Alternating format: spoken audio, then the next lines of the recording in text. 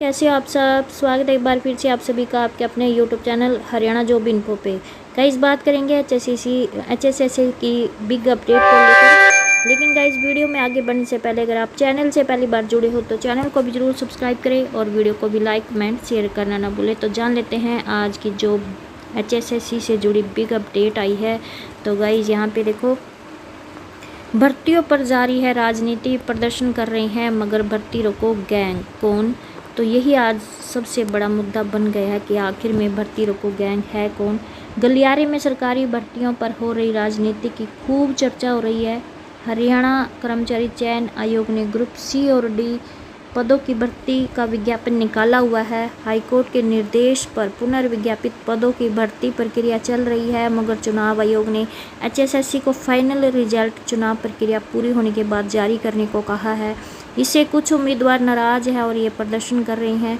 चंडीगढ़ में भी पूर्व मुख्यमंत्री भूपेंद्र सिंह हुड्डा के आवास तक जाने का प्रयास किया था मगर पुलिस ने रोक लिया था। अब दिल्ली आवास पर भी उन्होंने जाने का प्रयास किया।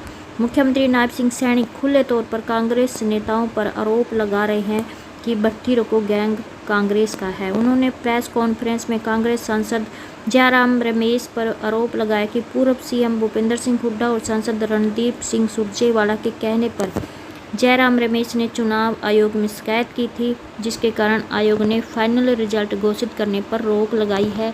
हालांकि रणदीप सिंह सुरजेवाला ने भर्ती रोको गैंग कहने पर भाजपा को घेरा है। उनका कहना है कि भाजपा नेताओं की तरफ से उन्हें भर्ती रोको गैंग बता दिया जाता है, जो हाईकोर्ट में अपने अधिकारों को प्राप्त करने के लिए याचिकाएं दायर करते हैं।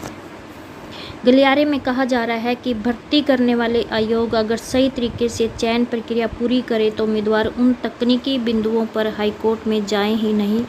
और गलियारे में ये भी कहा जा रहा है कि अगर हाईकोर्ट में उम्मीदवारों ने चुनौती दी थी और हाईकोर्ट ने उनके बिंदुओं को सही मानकर ग्रुप सी की भर्ती दोबारा से शुरू करने के आदेश दिए हैं तो इसका मतलब है कि भर्ती प्रक्रिया सही नहीं थी।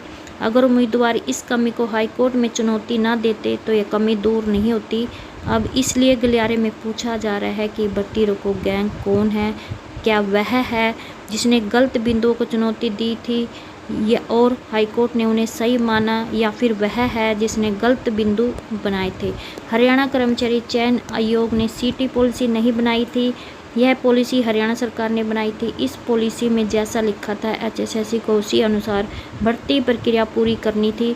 सीटी में 4 गुना शॉर्ट लिस्ट करने का प्रावधान गलत था मगर एचएसएससी को इसी अनुसार शॉर्ट लिस्ट करना पड़ा और वही उम्मीदवार बार बार रिपीट होते रहे। सामाजिक आर्थिक मानदंड के अंक देने का फैसला सही हो सकता है मगर उसका आधार परिवार पहचान पत्र में दर्ज पारिवारिक आय को बना दिया गया था। पारिवारिक आय की वेरिफिकेशन तो सरकार ने करनी थी, ना कि उम्मीदवारों या फिर एचएसएससी ने। इसलिए गलियारे में पूछा जा रहा है कि भर्ती रोको गैंग आखिर है कौन। तो मतलब इसलिए गलियारे में पूछा जा रहा है कि भर्ती रोको गैंग कौन हुआ। सीटी हर साल लेना था मगर हर साल नहीं लिया गया। इससे नए योग्य हुए लाखों युवाओं को मौका ही नहीं मिला तो इसके लिए भर्ती रोको गैंग कौन बना। सोशल मीडिया पर बेरोजगार युवाओं ने अभियान छेड़ा हुआ है। तो गाइज़ यहाँ पे आज यही सवाल पैदा हो गया कि आखिर में भर्ती रोको गैंग कौन है। तो ये थी गाइज़ आज एचएसएससी से रिलेटेड बिग अपडेट। मिलते हैं गाइज़ नेक्स्ट अपडेट में, तब तक के लिए बाय बाय।